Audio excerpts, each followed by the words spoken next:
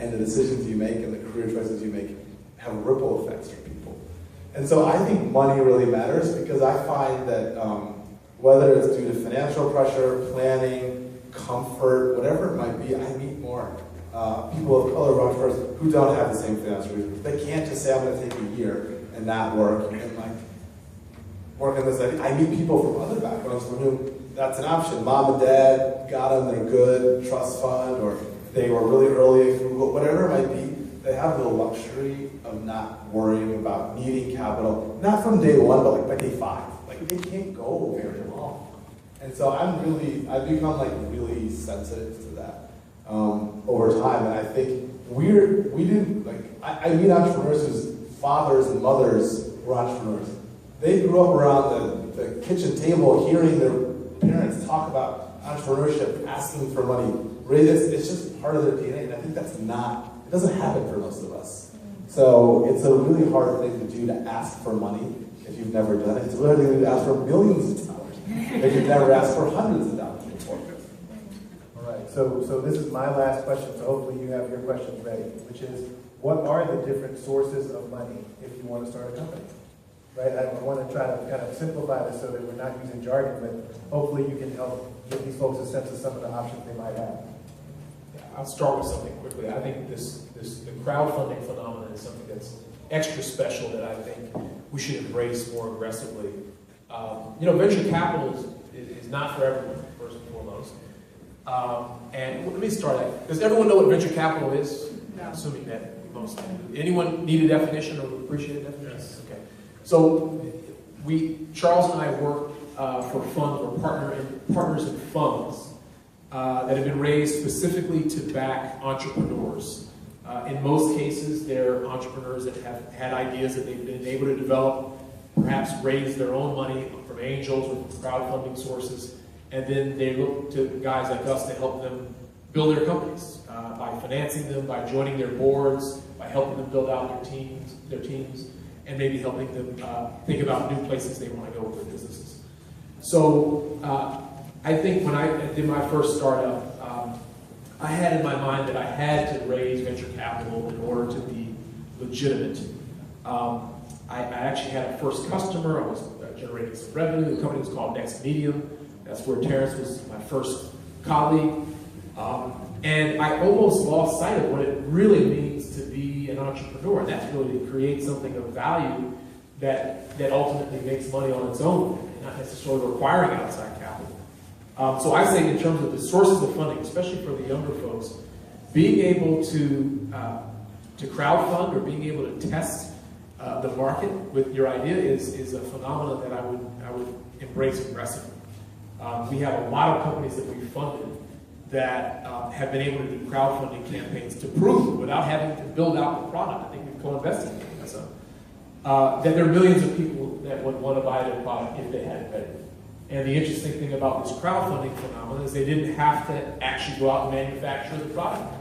They just had to visualize it and articulate it to the audience. The audience said, hey, we would buy that if you had it. And that gave us as an investor confidence to actually fund it. Hamet, can you explain crowdfunding? So crowdfunding, there are a lot of sites like Kickstarter or Indiegogo or now companies like AngelList or firms like AngelList that create visibility for startups to basically raise money from institutions and from angels. I'm particularly interested in the concept of pre-selling your product. And so I am biased towards the Indiegogos and the Kickstarters of the world for that reason. And whether it's a hardware product or whether it's a creative idea, I think it's just a great way to find out whether people give a crap about what you want to do. Right, so basically it's an opportunity for you to go online, share your idea, tell folks what you're trying to build, and ask for money. And folks give it to you. It's not a bad deal. Questions? I have a question. About a year ago, I was at a panel, a young minority gentleman stood up in the audience and asked, how do I go about getting money, my first few dollars? And the panelist, who was not a minority, said, you might just have to chalk it up and ask your parents for $50,000. And May's response maybe not everybody has $50,000 that they can ask their parents for, but I bring that up because I think in a lot of ways it doesn't occur to people that there's a group of people that doesn't have access to that baseline of capital that maybe a lot of other people do. So my question is, when you're competing against that, or when you know that the next person that may have a similar idea or you're coming up against that may just be able to ask your rich uncle that not all the people in the room have, like how do you go about positioning yourself, or how do you think about competing at that level when you go to approach a VC and somebody else has $100,000 invested? I'll say two things about just money in general. One is, thankfully in this business, the most well-funded company does not always win. If money were purely deterministic and the company that raised the most money always won, this job would be very boring. Like we have a company that's consumed an enormous amount of cash, and I don't think it's going to turn out to be a winner. There are companies that raise significantly less money. Because the thing is, when money's easy, you know what you do. You hire too many people, you split up too many projects. You can go through TechCrunch and find companies like Color and Clinkle that had a lot of money and all of the advantages early on, and they weren't able to achieve success. The question I always ask myself is, for the person who's sitting across the table from me, relative to the resources they have available to him or her, have they made a meaningful sacrifice? So if you're 22 and you have student loan debt, and you're living in a house with 3 roommates, and you're spending the little savings you have, that's all the sacrifice I can ask that person to make. And if you have a trust fund that has $100 million and you put 50,000 of your own money, it doesn't mean anything. So I think though, I don't know that every VC is so, I don't want to say enlightened, but like aware that like, the real question is the person who's pursuing the idea of making a meaningful sacrifice to him or her, not sort of some arbitrary, until you put in 100K of your own money, don't come back to it. Yeah, the other piece I would add to that is, we're biased towards builders. So the guy that didn't raise, the guy or gal, I say guy, I mean guy or gal, didn't raise any money because they built it, right? And those guys are the ones that get the stronger looks from us. And I think that it speaks to what the gentleman was speaking to earlier about learning to code, and I think it was a fantastic question about design. I think design thinkers are going to be the leaders. I think you sort of hinted to that.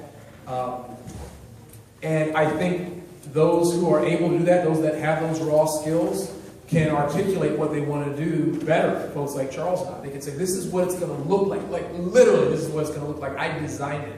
Or this is how it's going to function. Like literally, I built it. It's going to work just like this. And that makes the eye squinting a lot less, right? I don't have to spin my eyes and figure it all out.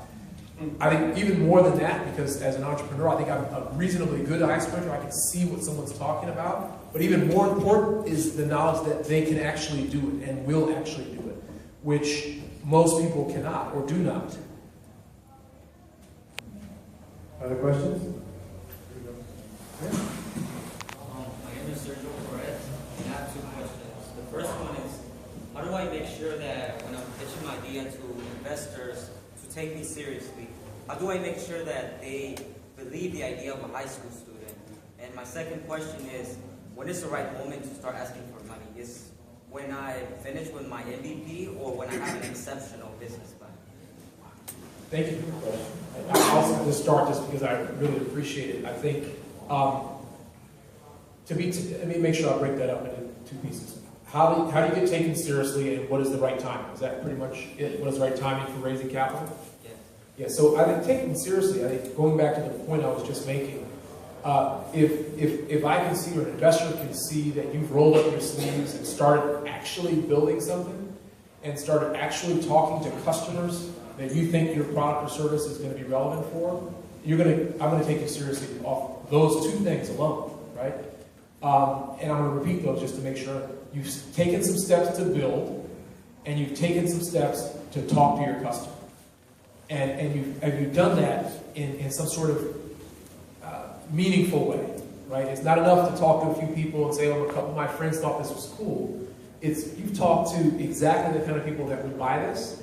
You've been thoughtful about what they told you about it, and then you've also taken some steps to build it. I think we're living in the best time ever for young people to get taken very seriously about their ideas and potentially get funding around those.